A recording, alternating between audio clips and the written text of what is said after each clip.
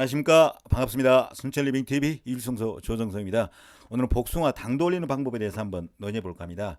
과일 가게에서 파는 복숭아를 보면은 되게 엄청 크고 먹음직스럽게 보이죠.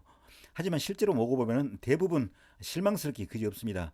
당도도 없고요. 거의 무맛인 경우가 대부분입니다. 반면에 제가 텃밭에서 키운 복숭아 맛은 정말 달고요. 또 향도 좋고 맛있습니다.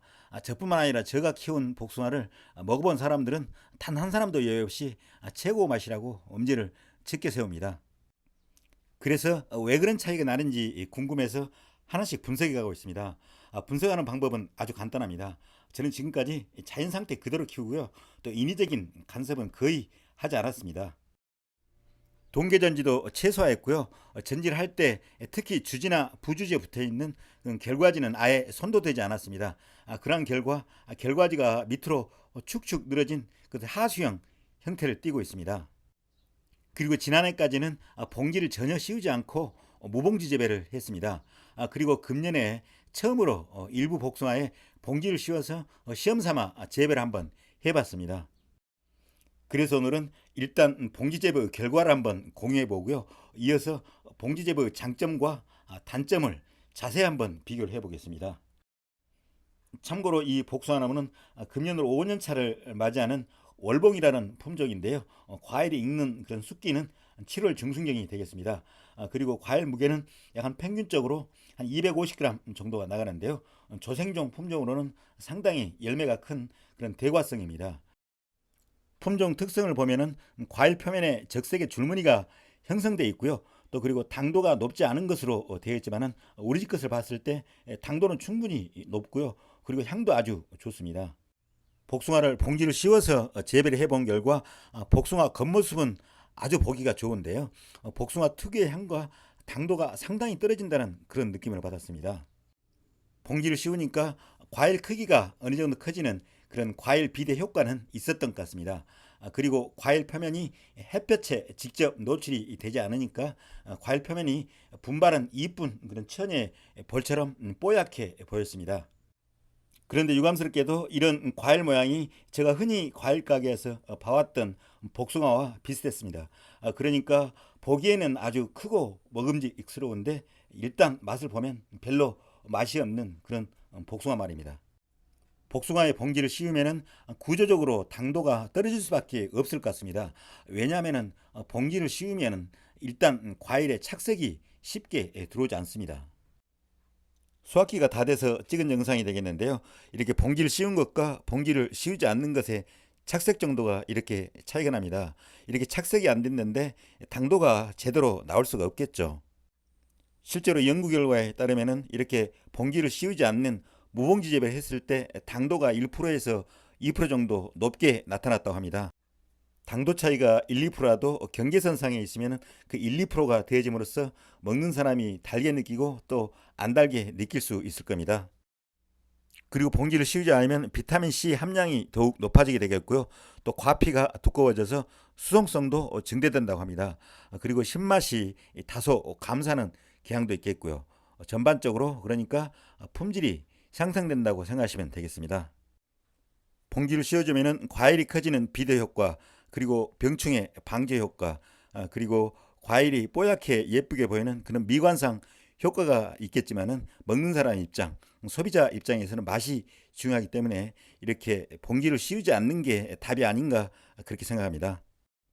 만생종의 경우에는 병충해 발생 가능성이 높아지므로 곤란하겠지만은 조생종이나 중생종의 경우에는 무봉지 재배가 가능할 겁니다. 참고로 복숭아는 7월 초부터 10월 초순 정도까지 수확을 하게 되는데요. 조생종은 7월 초부터 7월 중순까지 수확을 하게 되겠고요. 중생종은 7월 하순부터 8월 상순이나 중순경까지 수확을 합니다. 그리고 만생종은 8월 하순부터 10월 상순 정도까지 수확을 합니다. 그리고 나는 무봉지 재배가 자신이 없어서 봉지를 꼭 씌워야 하겠다 하는 경우에는 착색을 위해서 그리고 품질 향상을 위해서 수확 전에 미리 봉지를 벗겨주는 게 좋겠습니다. 그리고 봉지를 벗기는 시기는 품종마다 착색 정도나 속도가 다르기 때문에 달리 해야 됩니다. 착색이 잘 되는 품종은 3에서 4일 전에 봉지를 벗겨주시면 되겠고요. 또 중간 정도인 것은 5일에서 6일 전 봉지를 벗겨주시면 되겠습니다. 그리고 착색이 잘 안 되는 그런 품종은 8일에서 10일 전에 봉지를 벗겨주시면 되겠습니다. 그리고 착색 관리를 위해서 착색에 유리한 조건을 만들어주는 게 좋겠는데요. 먼저 햇빛이 잘 들어올 수 있도록 나무의 처진가지는 지주대로 받쳐서 올려주는 게 필요하겠습니다. 그리고 새 가지가 너무 복잡해서 과실에 햇빛이 닿기 어려운 경우에는 약하게 전정을 해줘도 되겠습니다. 그리고 세력이 너무 강한 새 가지는 순 배틀기랄지 순 지르기 등을 해주면 되겠습니다.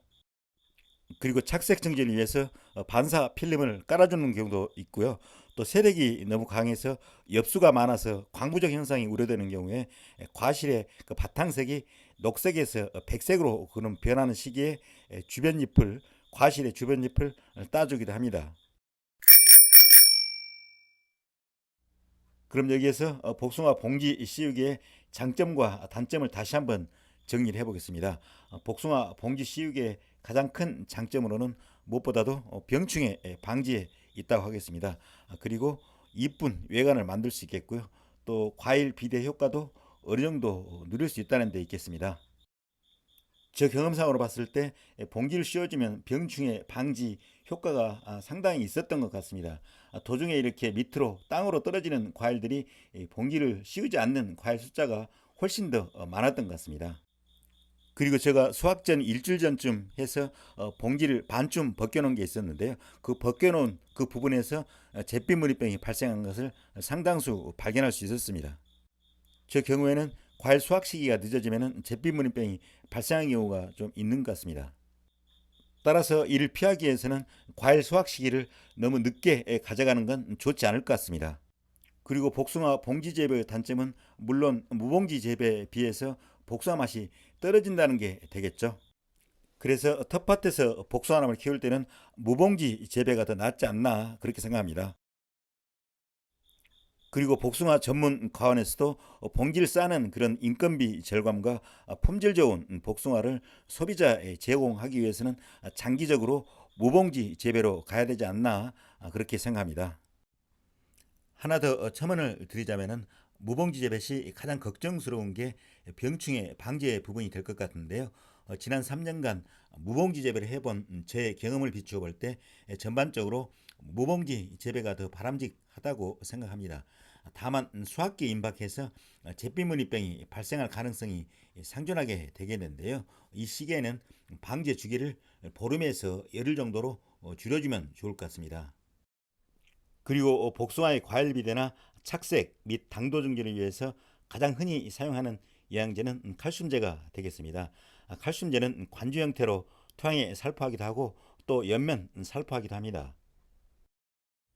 일반적으로 복숭아나무의 생육 초기에는 질산칼슘을 많이 이용을 하고요. 또 중기 이후에는 인산칼슘을 많이 이용을 합니다. 질소는 착색에 방해가 되기 때문에 후반기에는 질산칼슘을 이용하지 않고요. 또 인산칼슘을 이용하게 됩니다. 인산칼슘은 나무를 덜 자라게 하고 후기 비대와 착색을 좋게 하게 됩니다. 칼슘 등 복숭아에 줄 수 있는 다른 영양제에 관해서는 별도의 영상으로 찾아뵙겠습니다. 그럼 이걸로써 오늘 프로그램을 마무리하겠습니다. 늘 제이수천 리빙TV를 시청해주셔서 고맙고요. 오늘 하루도 즐겁고 행복한 시간 되시길 바랍니다. 감사합니다.